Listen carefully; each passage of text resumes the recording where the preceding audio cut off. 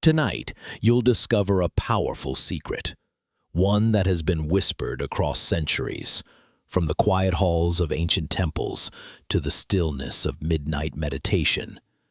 It is a secret the wise ones knew, the kind that can turn restlessness into peace and transform a racing mind into still water. Let your mind listen to these words, as if they were a small lantern in the dark night. No need to try to understand. No need to force yourself to remember. Just let each sentence drift by like a gentle breeze, like the sound of falling leaves outside the porch. Have you ever wondered, why can't your mind be still? Even when the body is tired, when the eyes are closed, thoughts keep spinning endlessly. You think about the past. You worry about the future. You ask yourself, perhaps only when everything in life is in order will the mind stop wavering. But the truth, as the meditation masters often reminded, is that the human mind is like a lake in the wind. Just a slight stir, and waves arise. Just one memory flashing, and the mind is disturbed. And so, we spend our whole lives in that turbulence, weary, insecure, never feeling enough. The sages of old saw this clearly. They realized that peace is not the removal of all problems. Peace is not waiting until the world stops stirring. For life has never stood still. Season follows season. People come and go. Joy and sorrow take turns like the waves. If we wait until there are no more disturbances, we will never find peace. So what is the secret? Those hermit monks on the mountain, those calm teachers in the busy marketplace, they all pointed to one path. Find rest right within your own mind. When the body is laid down, when the breath slows, when you agree to pause the endless dragging of thoughts, stillness will naturally appear. No need to force, no need to struggle. Just allow. Allow yourself to rest, like the lake no longer resisting the wind, like the river flowing as it naturally does.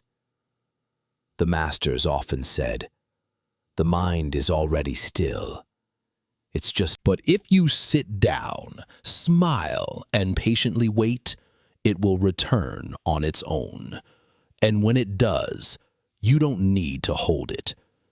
Just open your arms as you open your heart to receive a stillness that was always there. You can imagine your mind is like a lake. At first, the waves surge. The images are distorted.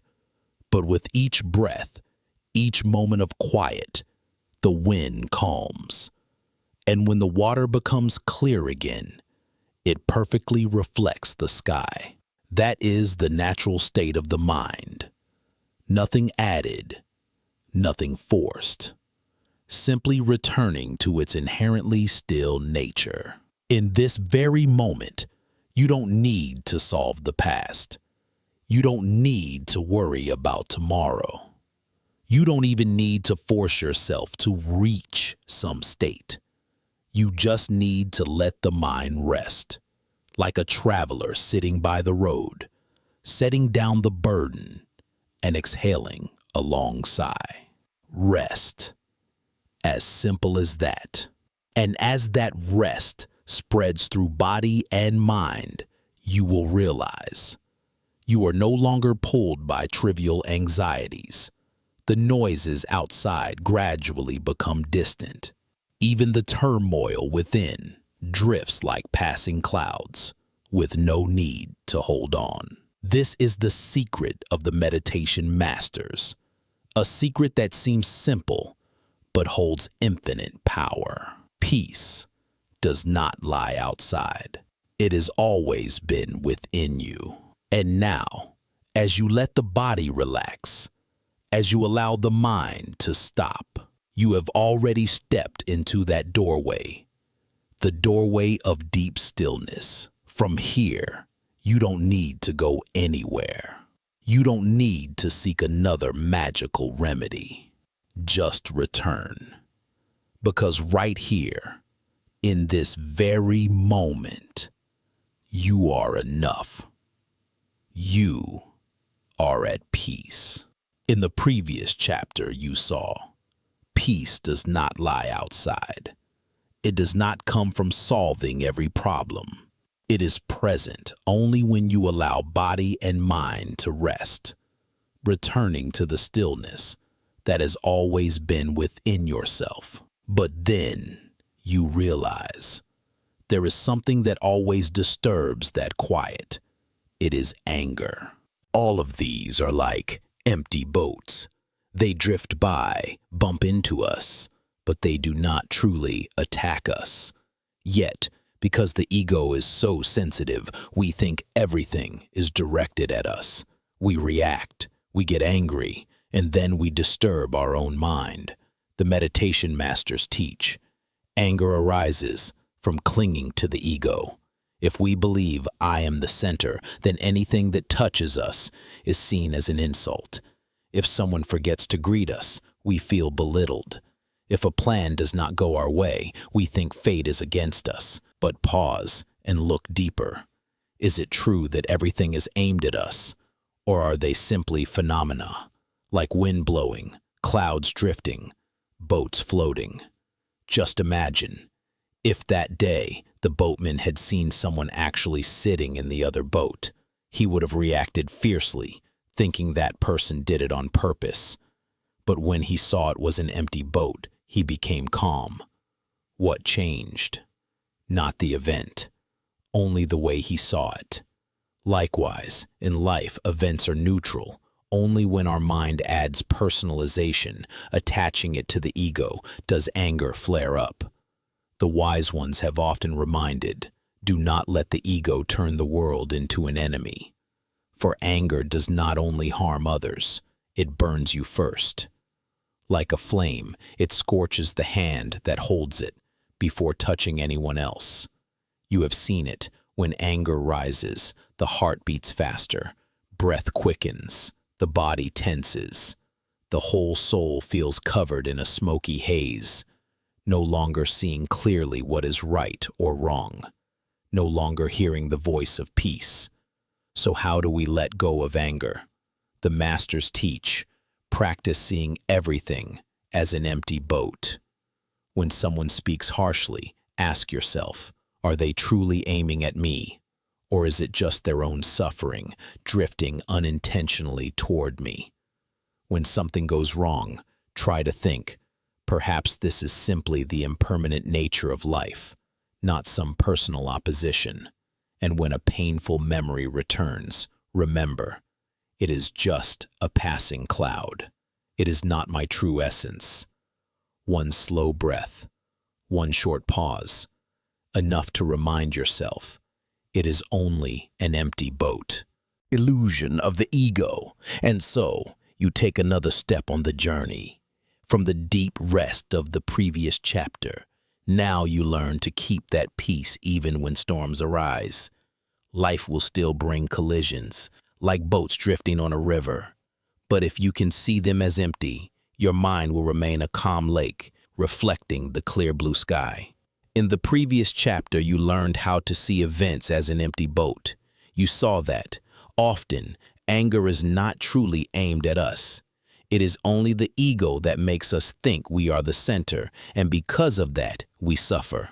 But even when you know how to let go of anger, there is still another form of suffering, more silent, more subtle. It comes from the very way we react to adversity. The Buddha once spoke of a very simple image, 2 arrows.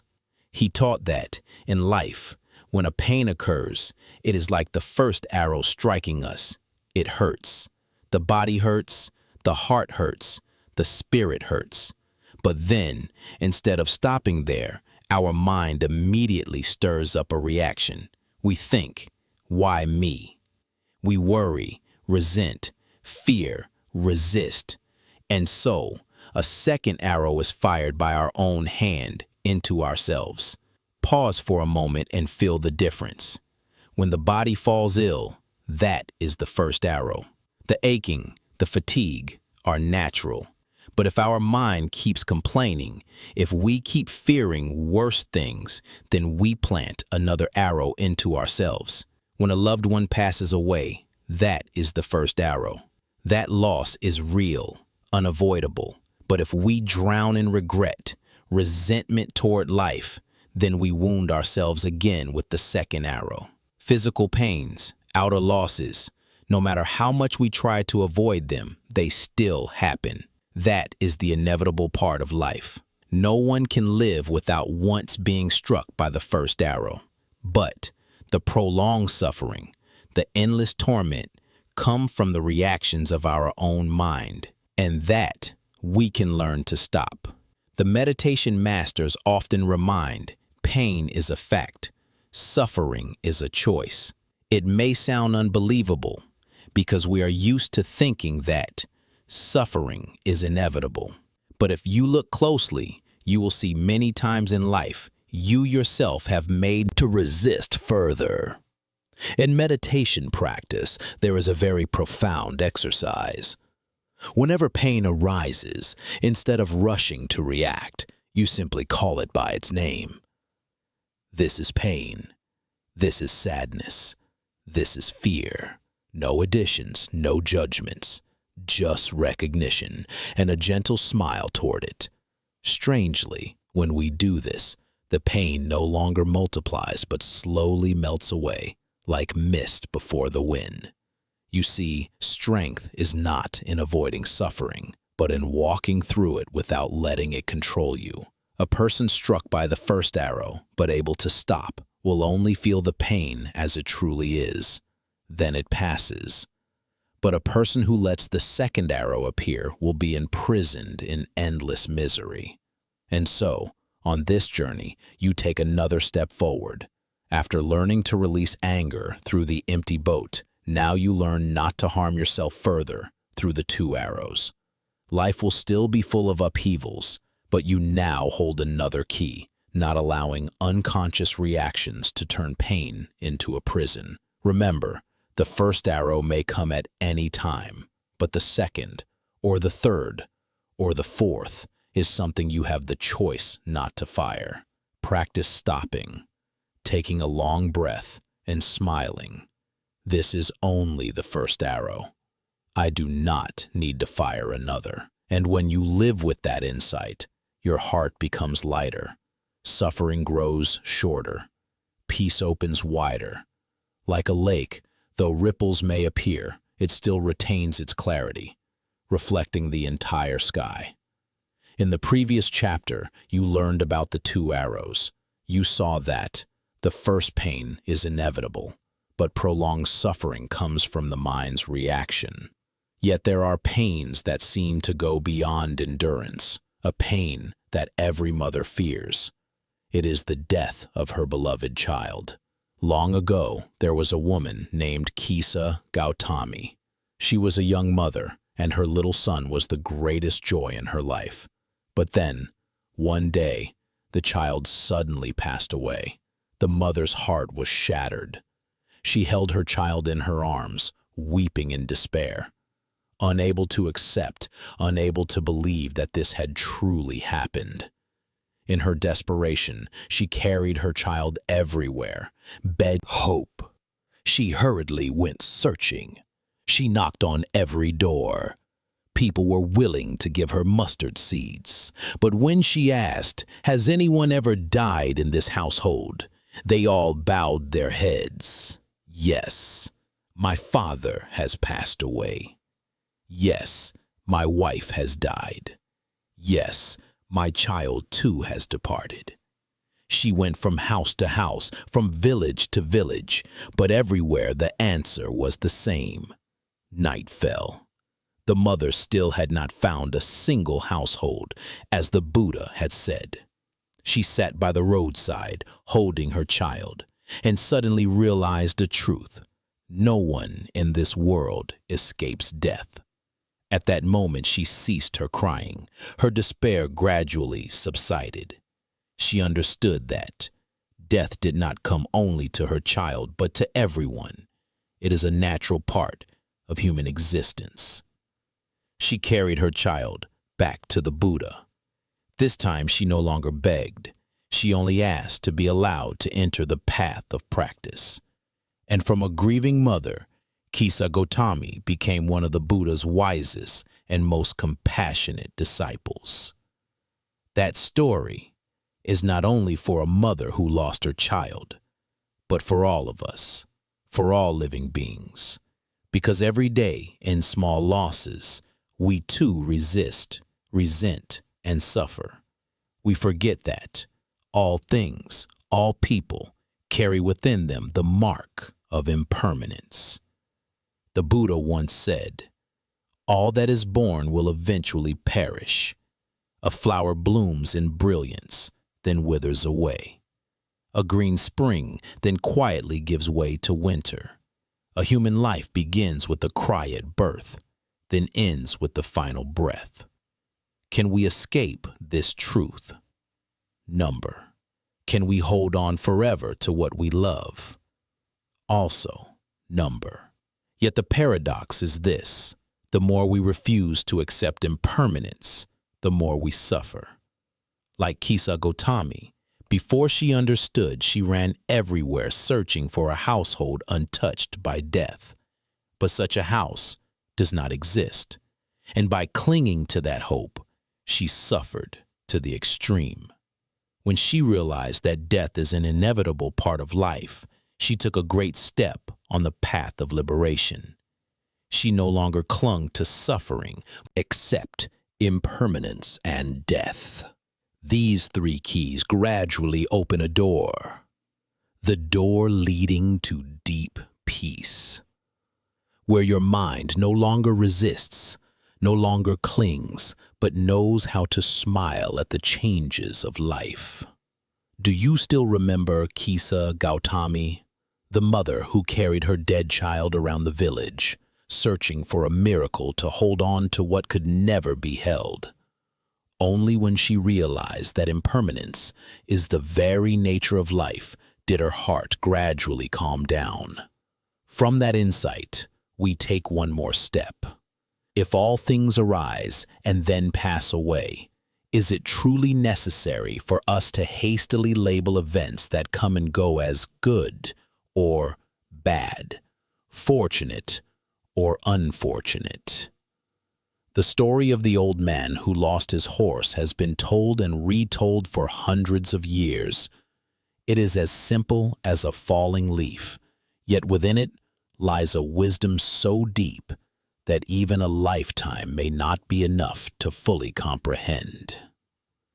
Long ago, in a small village, there lived a poor old man who owned only one horse. It was not only his most precious possession, but also his only source of pride. One day, the horse suddenly disappeared. Neighbors came to express sympathy, saying, "What bad luck for you. Without your horse, how will you live?" The old man simply smiled gently and replied, "We shall see." A few days later, the horse returned, bringing with it a herd of wild horses. The villagers rejoiced and said, "You are so lucky. From losing one, now you have many. How wonderful." But the old man still replied, "We shall see." Then his son tried riding one of the new horses, but he fell and broke his leg badly. The villagers shook their heads. What misfortune! Before you could even enjoy the wealth, your son has become crippled. The old man remained calm. "We shall see." Not long after, war broke out. All the young men in the village were conscripted into the army, and many never returned. The old man's son, because of his broken leg, was spared and stayed home with his father. Again, people whispered, "You heard.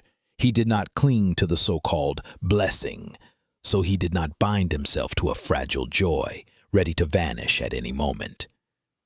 The old man lived in openness, no labeling, No hasty conclusions, just quietly observing life as it is. Does this mean we should not distinguish anything at all? Number. The wisdom of the old man does not lie in indifference, but in a vision that rises above. You can still recognize an event as favorable or unfavorable in the immediate reality, but at the same time, you keep a spaciousness in your heart, one that does not close in, does not bind itself to those labels. In life, how many times have we lamented bad luck because of an incident, only to realize years later that very incident opened a new door? How many times have we thought ourselves lucky when obtaining something we desired, only to find it brought unforeseen consequences?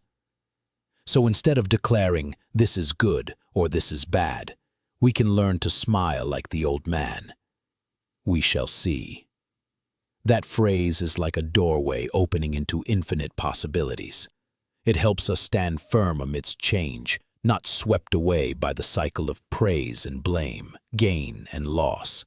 It reminds us that every event is merely a passing phenomenon, carrying no absolute color of its own. It is our mind that paints it, our perception that labels it. When you let go of good and bad, you may be surprised to find that everything feels much lighter. Life no longer appears as a battlefield where you must always win or lose, but as a vast flowing river through which you can walk peacefully, step by step. In meditation practice, this is called equanimity, the letting go of attachment, the opening of the heart to all that is present. It does not mean indifference, but seeing everything with wide open eyes, unbound by judgment. Like sitting by the river, you see the water flow by. Sometimes it is clear, sometimes muddy, yet the current keeps moving. You no longer need to cry out good or bad. You simply breathe with that rhythm, letting it pass without leaving traces in your heart. Try bringing the old man's phrase into your daily life. When a plan suddenly collapses, instead of complaining, you smile. We shall see. No longer labeling, no longer concluding hastily. Only then can the mind truly return to the stillness we have been searching for all along. In the story of the old man who lost his horse, you saw the wisdom of a heart that does not rush to judge, that does not label events as good or bad. It was precisely that openness that allowed him to remain at ease amidst the storms. But life does not only test us with events. It also tests us through people, through words, through actions that can stir anger in our hearts. Anger is perhaps the closest fire that each of us has once been burned by. Sometimes, just a single criticism, a contemptuous look, or an injustice is enough to ignite our mind. And you see, when the fire flares up, we usually throw it back, through retorts, through words, through impulsive actions. But in the end, it is we ourselves who become the most exhausted. The Buddha once taught a very simple yet profoundly deep lesson. If someone offers you a gift and you do not accept it, that gift returns to the giver. Try to imagine when someone is angry and hurls harsh words. It is as if they are offering us a heavy package filled with negative energy. If we hurriedly open it, embrace it, and react to it, that means we have taken the suffering into ourselves. But if we smile, if we do not accept it, that package will naturally return to them. Anger, in truth, does not belong to us. It only appears when we choose to accept it into our hearts. Others may sow it, but only when we pick it up does it become a burden on our shoulders. Do you still remember the image of the empty boat? When a boat collides with us, but no one is inside, we do not get angry. Yet if someone is holding the oar, we immediately assume they aimed at us, and anger flares. In reality, in both cases, the collision is still just a collision. What causes us suffering is the reaction. It is the same with the anger of others. It may brush against us like a passing boat. If we do not add labels like, "they insulted me," "they hurt me," then that anger has no foothold. But this does not mean we must swallow our resentment or endure in silence.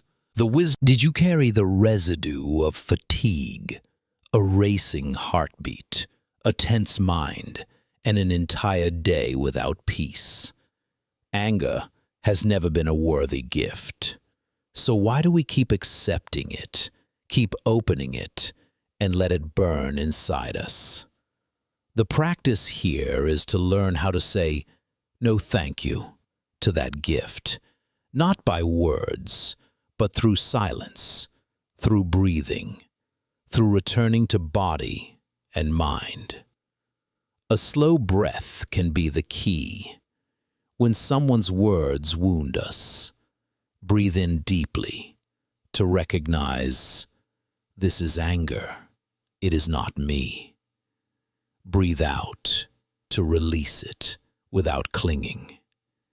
You will be surprised to see that just that moment of pausing can transform the entire situation. Just as we did not label things as good or bad in the story of the old man who lost his horse, here we also do not label, "They insulted me," or "I must strike back."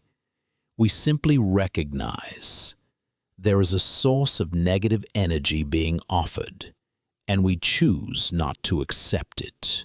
Some may ask, if I do not react, won't others keep taking advantage of me? Silence in peace is completely different from silence in helplessness. When you do not accept anger, you are safeguarding your own freedom. You do not allow others to control your state of mind with just a few words. And it is precisely that steadiness that makes the other person stop. You do not need to strike back to prove you are strong. Holding on to peace is already the greatest strength. In life, we may not be able to avoid being insulted, misunderstood, or treated unfairly, but we always have a choice to accept or not to accept. Just as when standing before a gift, we may extend our hand or we may let it be. Each time you choose not to accept, you are nurturing peace. Each time you let anger pass without clinging to it, you are giving yourself a gift: freedom. From the old man who lost his horse, we learn not to judge sorrow because we lose what we love. We feel fear because we know one day we will part from our loved ones. And all these threads tie us to one illusion: that things will last forever. There was once a Zen master who often held in his hand a simple ceramic cup. He said, "For me, this cup is already broken." A disciple was surprised. "But master, it is still perfectly intact." The Zen master smiled. "I know. But in my eyes, it is already broken long ago. Therefore, each time I drink water, I feel grateful. When sunlight reflects upon its surface, I find it beautiful.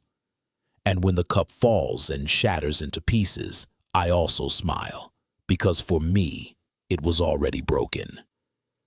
That cup is a metaphor for all that we hold dear: our loved ones, our possessions, this very body, and even our entire life. If we believe they will last forever, we will fear every crack, every small loss. But if we see the cup is already broken, from this very moment, we will cherish every instant it still exists. This view is not pessimistic. On the contrary, it is the key that opens the door to deep joy. Because when we know a flower will wither, we appreciate its fragrance and beauty even more today. When we know that one day we must part from the one we love, we embrace them more fully in the present. Do you see? In daily life, we often forget this truth. We cling as if our parents will live forever, as if youth will never fade, as if relationships will never change. Then, when the cup breaks, when death knocks on the door, when a loved one turns away, we collapse, crying, broken, blaming life for being unfair. But in truth, there is no unfairness. There is only the law of impermanence. The Buddha once taught, all conditioned things are impermanent. Strive with diligence, do not be careless. The attitude of, the cup is already broken, is not to make us indifferent or cold toward life. On the contrary, it allows us to love more deeply, to live more fully. When you lift a cup of tea, knowing one day it will break, you will drink it with your full presence. When you truth, not waiting until loss comes to learn letting go, but letting go right when we still have. Letting go here does not mean abandoning, but loving fully without condition. And you will see, when carrying this perspective within, anger also begins to dissolve. Because we no longer see the self as something permanent, no longer believe that the words or actions of others can damage something eternal in us. Everything is already broken, but precisely in that fragility, we discover the beauty of existence. Imagine holding a flower in your hand. If you believe it will bloom forever, you will neglect to look closely, to breathe deeply its fragrance. But when you know its petals may fall tomorrow, you will bring it near, breathe it in, smile, and feel gratitude. Life is the same. When we know everything is already broken, we no longer waste the present. We live deeply, love more fully, and paradoxically, find more peace when loss arrives. Do you remember, in the previous chapter we learned not to accept the gift of anger? Now, with the broken cup, we take one step further, not only refusing negative energy, but also opening our hearts to see the truth of all existence. If anger is the flame that burns us from outside, then clinging to impermanence is the chain that binds us from within. On one side, we learn not to accept. On the other, we learn to release. And when both are practiced, peace is no longer a fleeting moment, but a continuous stream throughout life. Therefore, each time you lift a cup, each time you look at a loved one, each time you walk upon this earth, whisper in your heart, the cup is already broken, but right now it is still here, and I am grateful. That is the attitude of letting go, not abandoning, but embracing fully in love, unbound by the illusion that things will last forever. In the previous chapter, we paused at the image of a broken cup. Its lesson is simple yet profound. When we know that everything is already broken from the very moment we are holding it, we stop clinging. We stop fearing loss. From there, we begin to cherish the presence in every moment. And precisely on that foundation, the awakened vision expensive. It could have been just a smile, a comforting word at the right time, or a meal you cooked with all your heart. When you saw that person's eyes light up, your own heart was warmed. That is a joy that cannot be bought, a happiness that arises from within. It is a joy unlike the joy of receiving. It is deeper, more enduring, and has the power to spread. However, to give fully, we must learn the art of it. For sometimes we give, yet secretly expect repayment, a thank you, recognition. And when it does not come, we feel disappointed. In that case, we have not truly given, but only traded. The art of giving begins at the point where no conditions are attached. We give because the heart wishes to open, not because it expects to receive something in return. In an old story, someone asked the Buddha, "If I give, but in my heart I expect merit, will I receive it?" He replied, "You will, but only a small part. What you lose is the greater gift, freedom of the heart. Giving with expectation is like tying a rope to the gift. Giving unconditionally is like letting a boat float down the river. Once the boat leaves your hand, you are no longer bound. Here, compassion is the root. Compassion is not pity, but the ability to feel another's pain and joy as your own. When you see someone suffer, you naturally wish to share. When you see someone happy, you feel warm inside. Compassion makes giving as natural as breathing. Like a lamp, when it shines, it does not choose who to illuminate. It simply radiates. If we live closed off, thinking only of the self, then every loss, every rejection becomes a great wound. But when we open our hearts, when we practice placing ourselves in others, the world no longer revolves around our private fears.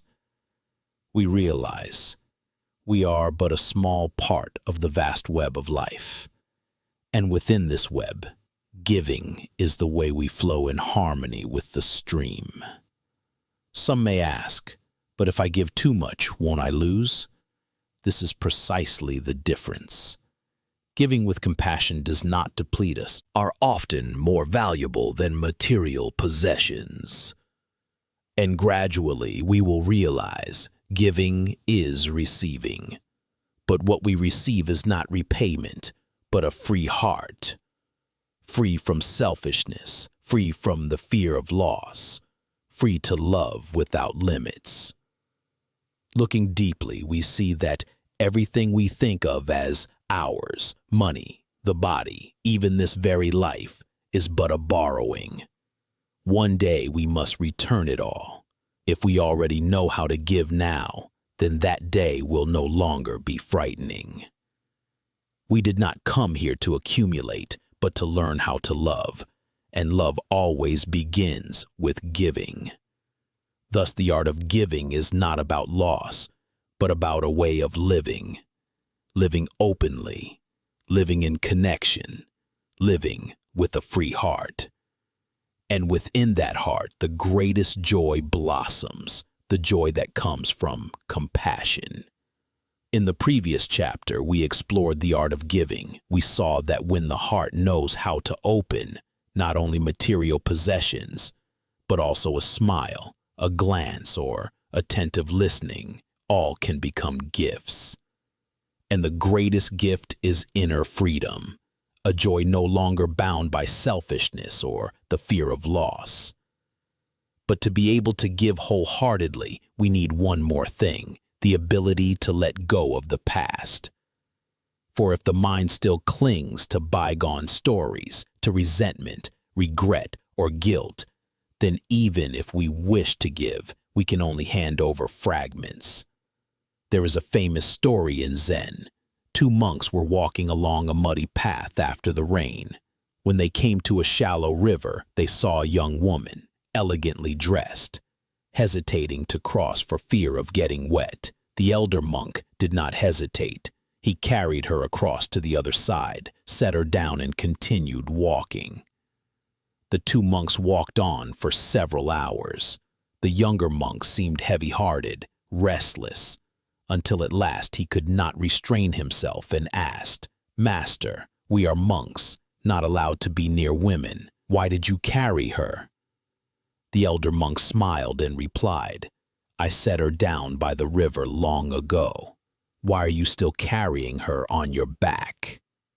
The story seems simple, yet it illuminates a profound truth. Sometimes we regret the mistakes we have made.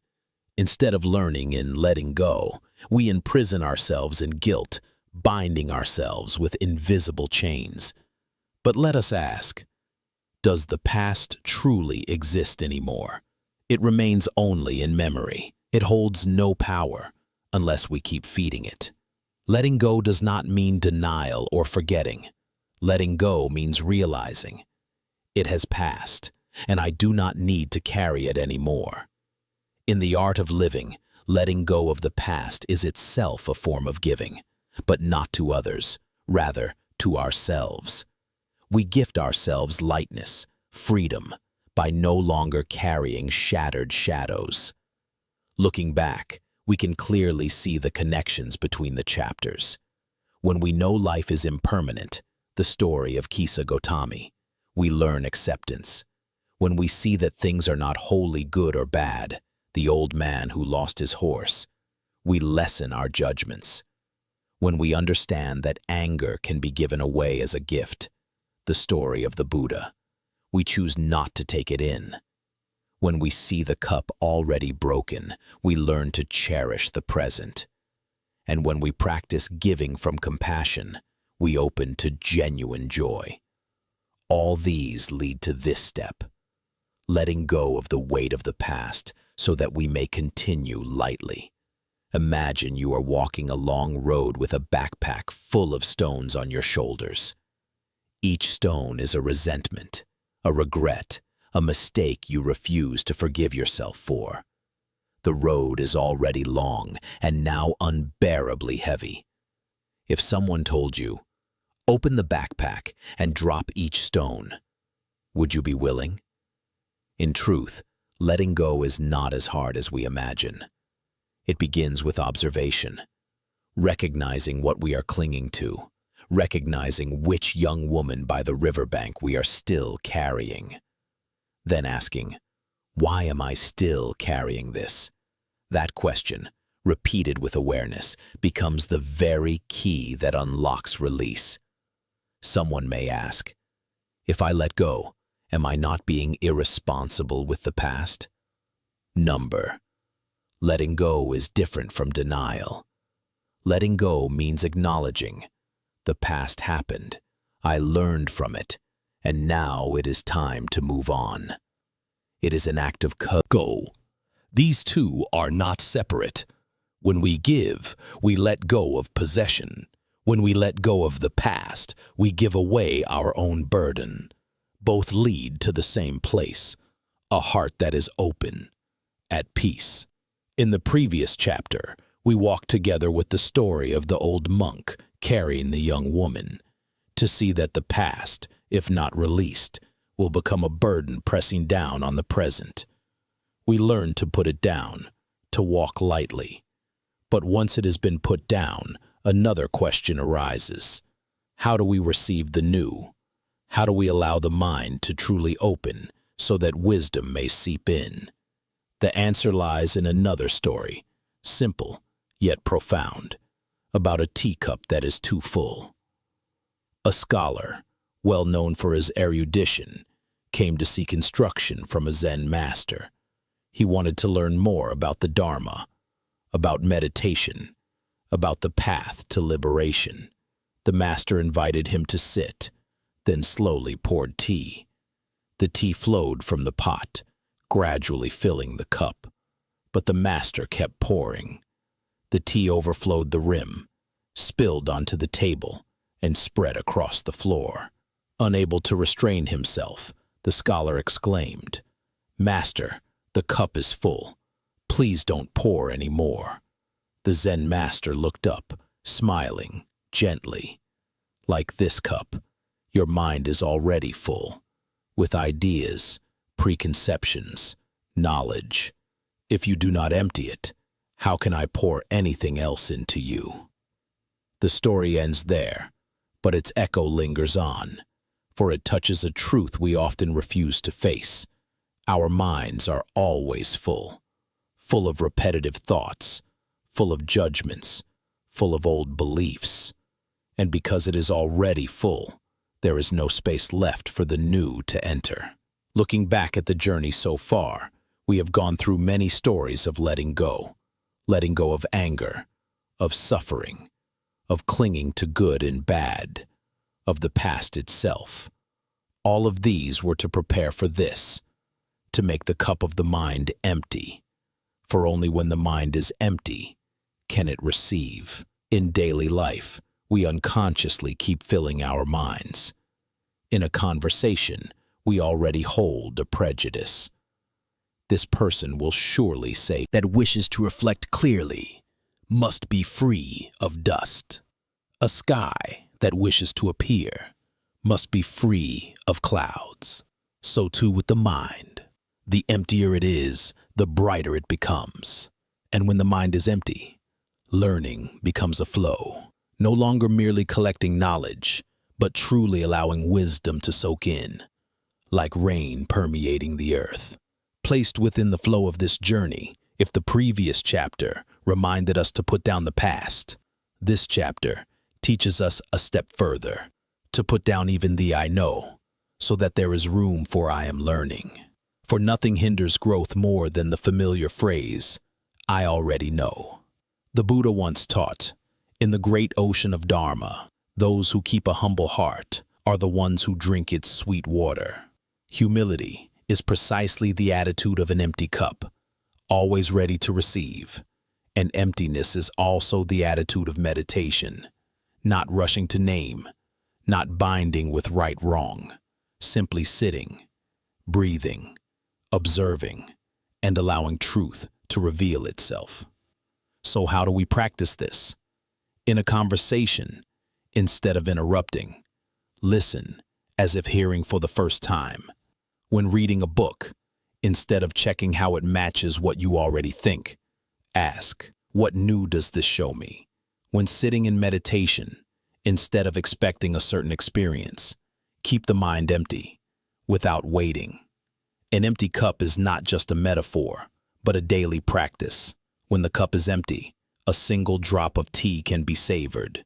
When the mind is empty, a simple word, an ordinary scene, can become a source of awakening.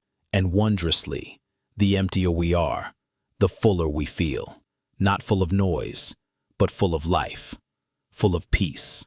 Thus, our journey has a natural continuity, letting go of the past, to be light, emptying the mind, to receive. These two steps are like the inhale and exhale of the same breath. Without one, the other is not complete. And this is the invitation of this chapter. Examine whether your mind is like an overfilled teacup. If it is, gently put it down, pour some out, let it be empty. For only then does the journey of wisdom truly begin. In the shape or its nail, they will never truly see the moon. The finger is only a means. The goal is the moon. In the same way, the Dharma, the scriptures, the teachings are all fingers. They point toward a deeper reality, the moon of truth, of awakening. If we cling tightly to form, to words, to rituals, then we stop at the finger, forgetting the moon. When the mind is empty, knowledge can enter. But the danger lies here. We begin to cling to knowledge as if it were the ultimate end. We learn a few concepts, a few mantras, then think, I know already. But such knowing, if it does not lead us to direct experience, is merely an outer shell. Thus the Buddha once said, like one who uses a raft to cross the river, do not carry the raft on your back after you have crossed. The raft is a means. When still on this shore, we need it. But once across, if we continue to carry it, it becomes a burden. Let us ask ourselves, how many times in life have we mistaken the finger for the moon? We read a wonderful book, and instead of practicing, we only enjoy quoting and showing off. We visit a temple, and instead of letting the heart grow quiet, we only get lost in admiring architecture and making comparisons. We chant a sutra, and instead of allowing the words to sink into our being, we only focus on pronouncing them perfectly. All these can become fingers, useful, but not the ultimate. When we understand this, the mind becomes lighter, for we no longer need to cling to form. A word may differ, a ritual may be simplified, but that does not take away the radiance of the moon. The moon is still full, still shining, only waiting for us to look up. This is also why many Zen masters often laugh when asked about complex philosophical concepts. They know that the deeper one gets entangled in words, the farther one drifts from true experience. A story, a tap on a bowl, a shout, sometimes are enough to bring a disciple back to the moon. Connecting this to our journey, from letting go of anger, of suffering, my daily life. When performing a ritual, remember, form is only the frame. What matters is the mind being fully present. In this light, each day of ours can become a living sutra. A smile, a hug, a mindful breath, all are the Dharma. We do not need to seek the moon far away. Only open our heart to the sky, already present. And thus, the continuity from the previous chapter becomes clear. An empty mind helps us to receive, but after receiving, do not stop at the finger. Lift your head to see the moon. That is the full path, from letting go to emptiness and then to seeing. Perhaps this is why the Buddha, after attaining enlightenment, remained silent for a long time. For truth, in the end, cannot be fully contained in words. Every finger is finite. Only the moon is infinite. Let your mind be empty, so it may receive. Then let go of the finger, so you may see the moon.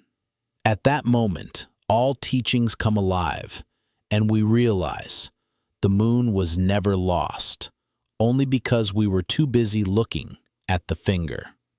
In the previous chapter, we paused at the image of the overfilled teacup to see that only when the mind is empty can it truly receive. A humble mind, one that knows how to let go of prejudice, becomes fertile soil for wisdom to sprout. But then, another question arises. Once we are empty and receptive, do we stop at what we have learned? Do we inadvertently turn the Dharma itself, or knowledge itself, into a new object of attachment? Here, Zen teaches us another step. Do not confuse the finger with the moon. There is a famous example in the tradition. When one wants to show another the full moon hanging high, one raises a hand and points. The finger at that moment is useful, because thanks to it, the other person knows which direction to look. But if that person becomes engrossed only in looking at the finger, admiring its shape or its nail, they will never truly see the moon. The finger is only a means. The goal is the moon. In the same way, the Dharma, the scriptures, the teachings are all fingers. Letting the heart grow quiet. We only get lost in admiring architecture and making comparisons. We chant a sutra, and instead of allowing the words to sink into our being, we only focus on pronouncing them perfectly. All these can become fingers, useful, but not the ultimate. When we understand this, the mind becomes lighter, for we no longer need to cling to form.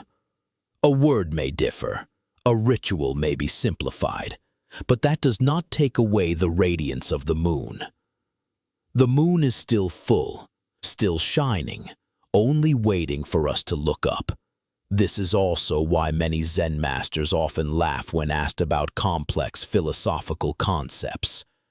They know that the deeper one gets entangled in words, the farther one drifts from true experience.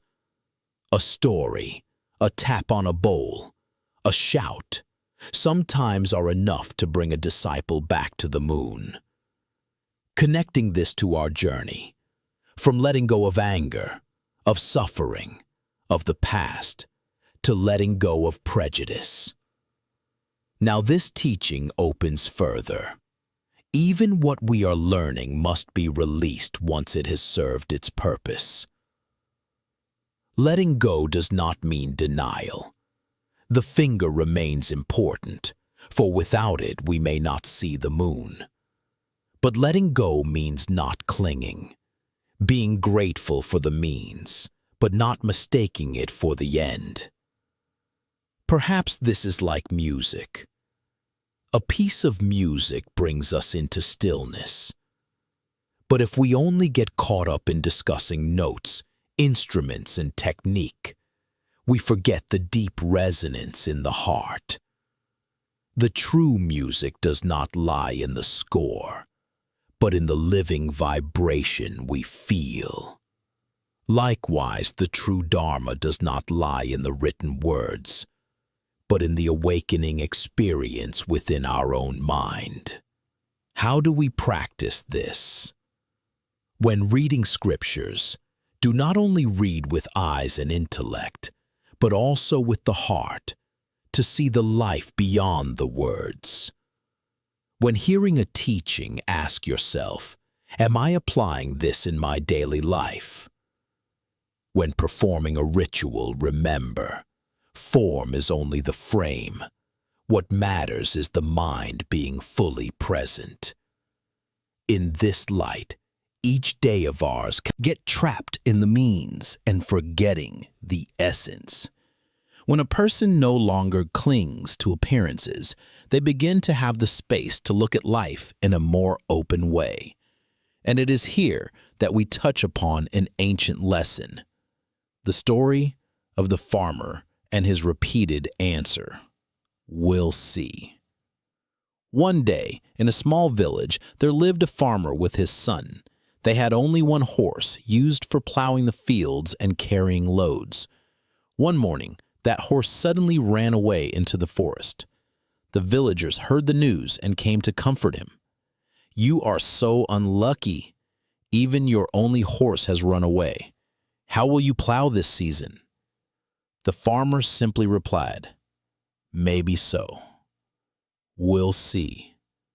A few days later, the horse returned, leading with it a whole herd of wild horses. The villagers were astonished. "You are so lucky. You lost one and gained 10. Truly a great blessing." The farmer still calmly said, "Maybe so. We'll see." Later, his son wanted to tame the wild horses, but during one attempt to ride, he fell and broke his leg. The villagers shook their heads. "You are so unfortunate. Your son broke his leg. Now he can't help you." The farmer again replied as before, "Maybe so. We'll see." Not long after, the court ordered men to be conscripted for war. All the young men in the village were taken away, except the farmer's son, who, because of his broken leg, was allowed to stay. The villagers sighed. "You are so lucky. Your son escaped the battlefield." The farmer still smiled and repeated, "Maybe so. We'll see." Do you realize something? The story never clearly states what is good and what is bad, because in truth, life has never stood still for us to hastily put labels on it. What we call misfortune today, tomorrow may open a new door. What we call blessing today, another day may bring a heavy burden along with it. The mind wants to categorize immediately. It says, this is luck, that is misfortune. It labels, it concludes, it traps events inside a little box. But life refuses. Something strange happens. You are no longer easily pulled into the vortex of extreme emotions. You are not overly elated when praised, nor overly sorrowful when criticized. You do not rush to cling when favorable things arise, nor collapse when adversity comes.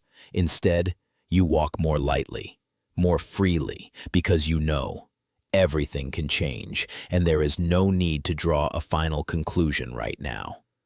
But please remember, "we'll see" does not mean apathy, resignation, or ignoring everything. It is not an escape from responsibility.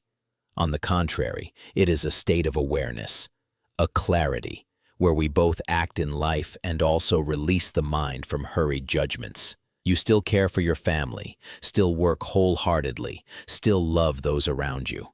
But deep within, you keep for yourself a quiet space, an open space where you no longer strain to label everything as lucky, unlucky, gain, loss, right, wrong.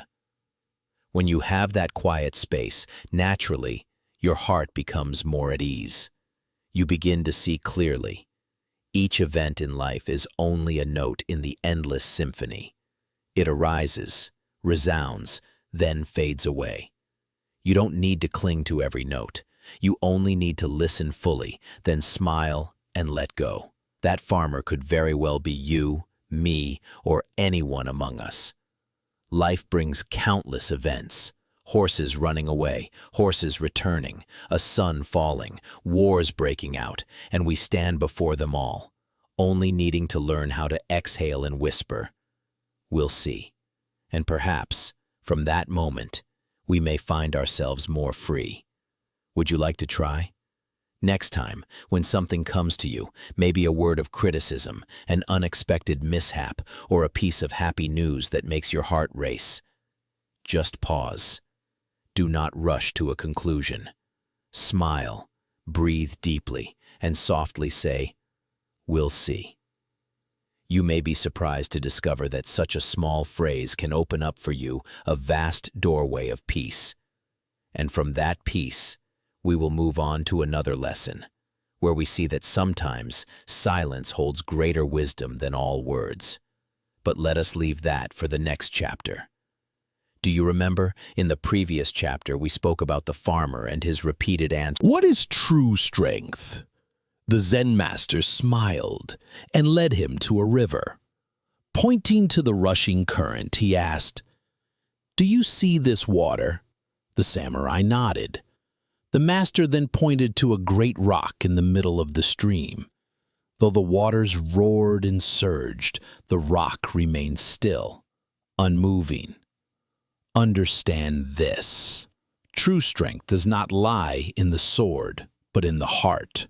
When you have the immovable mind, then neither insult nor turmoil, great or small, can shake you from your inner peace. Only then are you truly strong. Do you see? This is the natural continuation from the farmer's "we'll see." If "we'll see" teaches us not to hastily label, then the immovable mind teaches us to remain steady, even when storms arrive. It is not indifference nor apathy. It is an inner power, a firm root from which you look at life with clear eyes, yet do not allow yourself to be swept away. Perhaps you have experienced this. Someone speaks a careless word and your heart trembles. Anger rises. A small mishap occurs and your mind is instantly flooded with worry. The body sits still, but the mind has long been carried away. That is the wavering mind, always controlled by outer conditions. But there are also moments when you sit in silence, hear someone insult you, and within remains only a vast space. Or when standing before upheaval, you take a deep breath, and instead of panicking, you see clearly. You can still stand firm. That is the first taste of the immovable mind. But how can one attain it? Not by forcing, not by telling yourself, "I will not waver, I must be strong." For forcing only makes the mind more tense. The immovable mind does not arise from straining, but from releasing. It comes from having practiced stopping many times, having practiced non-judgment, having practiced looking at life with wide open eyes. And then gradually, a natural foundation of steadiness forms within. You do not need to prove anything. You do not need to show anyone that you are unmoved.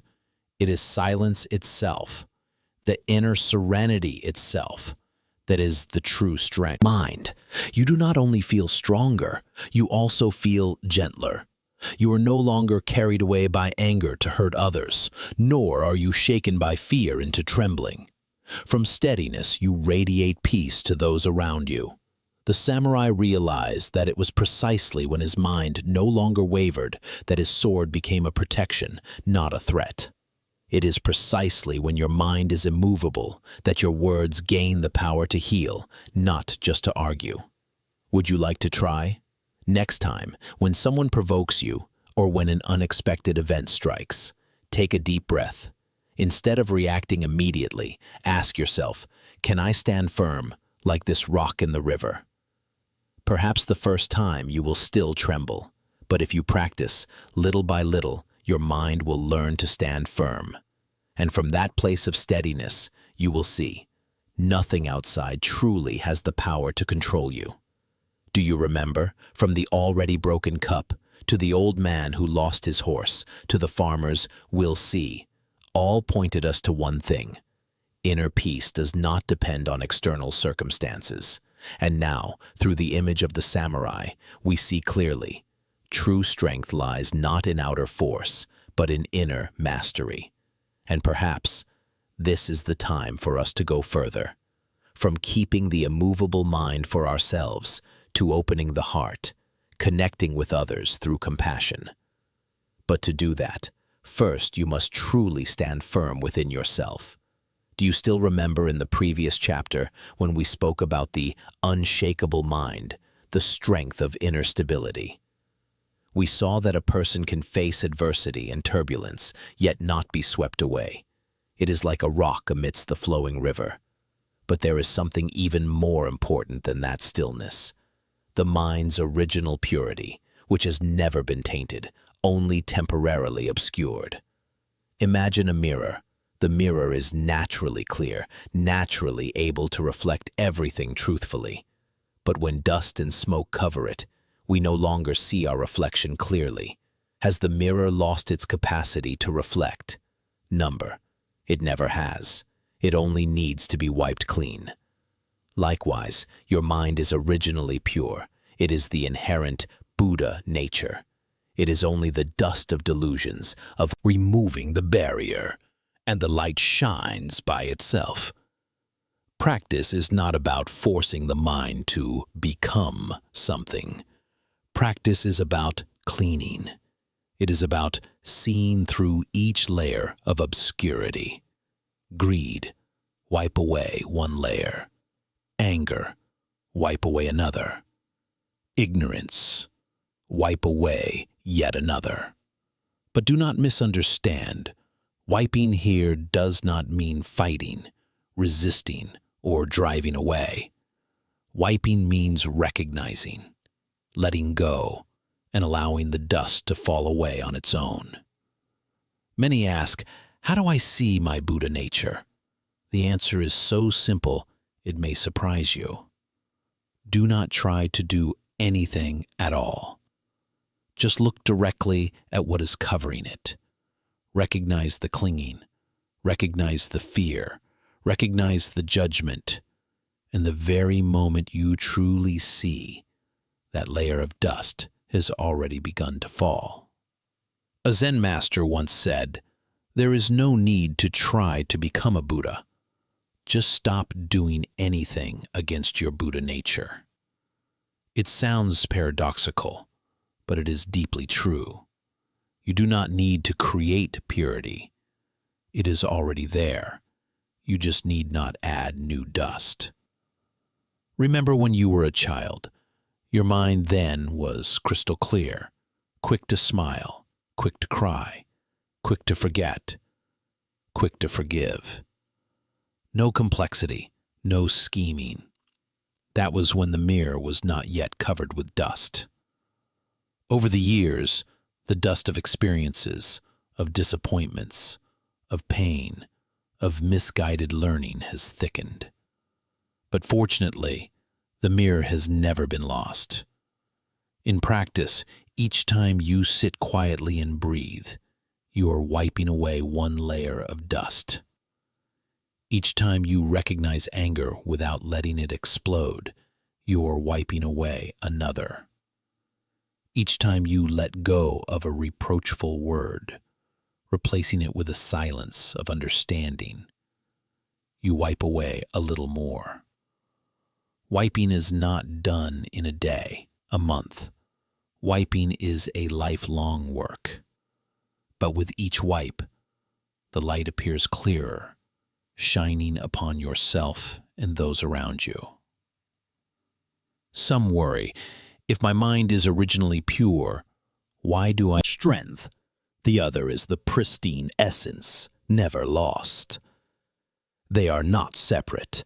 When your mind is unshakable, you more easily recognize the bright mirror. When the bright mirror shines, your mind naturally becomes unshakable. You can begin right now. Sit quietly for a moment. Breathe. Watch the flow of thoughts as dust passing by. Do not cling. Do not push away. Just recognize. And in some moment you will see, beneath all the dust, the mirror still shines. You are still whole. You have never been lacking. That is the practice, and also the liberation. Not searching, not attaining, but returning. The mirror is still waiting for you, within yourself. In the previous chapter, we saw the bright mirror, the innate Buddha nature present within every person. We understood that the mind is originally pure, and only because of the dust of delusion that veils it do we mistakenly believe we have lost it. And when those layers of dust are wiped away, the light naturally reveals itself, illuminating not only us but the entire world around us. But the journey does not end merely in recognizing the bright mirror. It also invites us to return, to live in that peace. This is the true culmination of the entire path, not a distant destination, but a return to our own heart. You have traveled through many stages, from recognizing resistance, seeing impermanence, learning to let go of judgment, opening your heart with compassion, to dwelling in the unmoving mind and realizing your luminous nature. Each step was not an addition of something new, but a removal of a covering, an invisible chain. And when you look back, you can see all these lessons point to the same place, the peace that has always been there. Remember the very first lesson, letting go. We often hold on tightly, hoping that by holding we will be safe. But it is precisely that holding that exhausts us. When we practice releasing, we feel lighter, not because we have lost something, but because we are no longer bound. Like dropping a stone from your hand, only then is the hand true capacity to return to the present, to see clearly what is here without judgment. With mindfulness, we know we are breathing, we know we are walking. We know sorrow is visiting. We know joy is smiling. Mindfulness is like a lamp, illuminating a dark room, not to drive away the darkness, but so that we are no longer afraid, no longer lost. Do you see now? None of these things are dry theories. They are keys, gradually unlocking the doors that imprison the mind. And when the final door opens, we realize there was no need to go anywhere. Peace has always been here. Have you ever sought peace out there, in work, in relationships, in success, in money, and then once attained, peace was still fragile, breakable, never whole? That is because you looked in the wrong place.